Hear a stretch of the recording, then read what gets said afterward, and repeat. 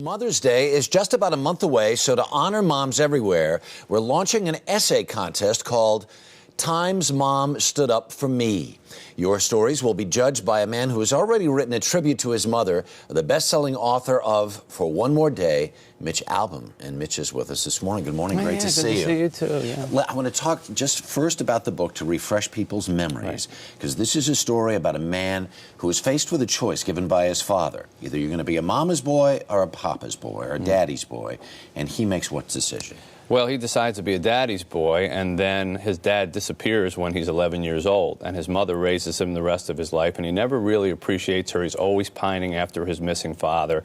Years later, after she's died, his own life has fallen apart, and one night he decides he doesn't want to live anymore. He drives back to the small little hometown where he grew up, goes into his old house, planning to take his life, and he hears his mother's voice calling him from upstairs as if she never died.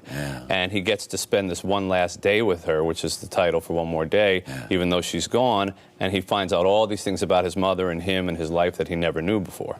One of the stories that is so pivotal in your life is a true story of your own mother, how she used to take you to the library when you were a little kid. Tell this story, because it's amazing. Well, in the book, the character keeps a list of times my mother stood up for me, which is how we've tied into this contest, and times I didn't stand up for my mother. And one of the stories is actually true from my life. My mom used to take me to the library when I was a kid on Saturday mornings, drop me off, pick out a book. One time I picked out this big, heavy book called 20,000 Leagues Under the Sea by Jules Verne. Tried to take it out, and the librarian said, "You're too young. Go get a kid's book. This is too hard for you." So I get out a Curious George book. I get into the car with my mother, and we're driving away, and she looks at the book. She says, "You've read that 10 times. I said, "Well, the librarian said the book I wanted was too hard."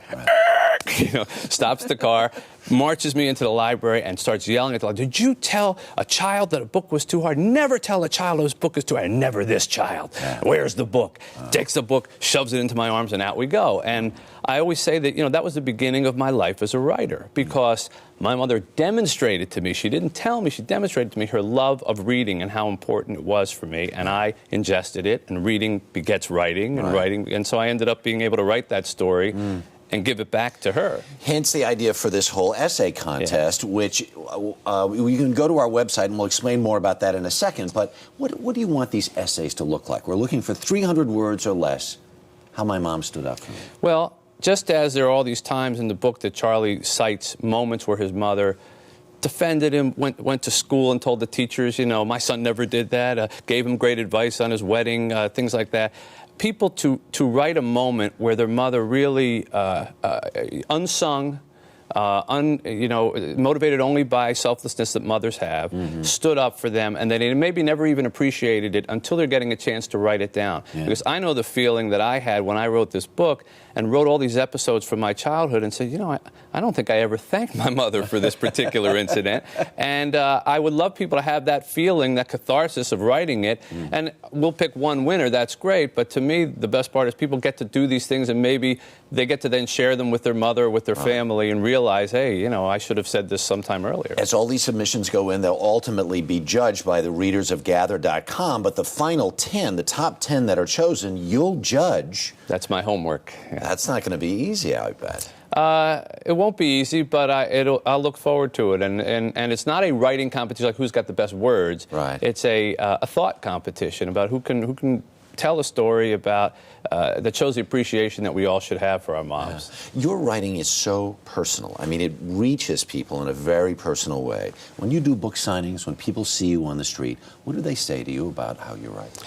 Well, ever since Tuesdays with Maury, and certainly the 5 people you meet in heaven, people will say that the books stay with them and that they see themselves in my books. I never have kidded myself about I have some kind of enormous gift of writing. I think the stories I tell are about people's lives, and whether it's Tuesdays with Maury and they see themselves as either myself or Maury, or this book For One More Day where they see their own mother in the story, they're able to sort of slot themselves into the simple stories that I tell and say, hey, there's a lot of stuff in my life that I can relate to there as well.